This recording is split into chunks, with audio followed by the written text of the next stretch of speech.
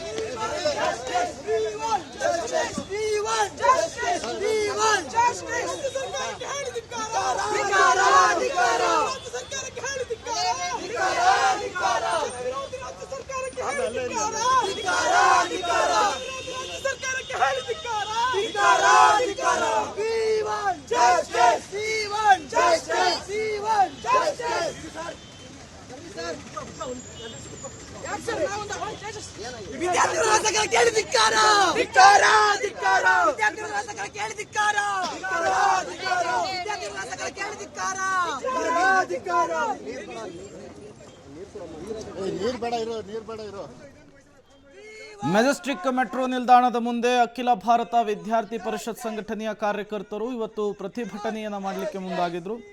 ಅವೈಜ್ಞಾನಿಕವಾಗಿ metro ticket ದರವನ್ನು ಏರಿಕೆ ಮಾಡಲಾಗಿದೆ, ಹಾಗಾಗಿ ರಾಜ್ಯ ಸರ್ಕಾರದ ಈ ನಡೆಯನ್ನು ಖಂಡಿಸ್ತೇವೆ ಅಂತ ಹೇಳಿ.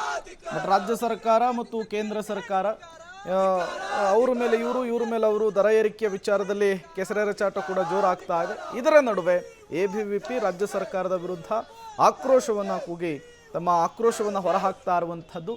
BMRCL ನಡೆಯನ್ನ ಖಂಡಿಸುವಂತಹ ಕೆಲಸವನ್ನ ಮಾಡಿದೆ.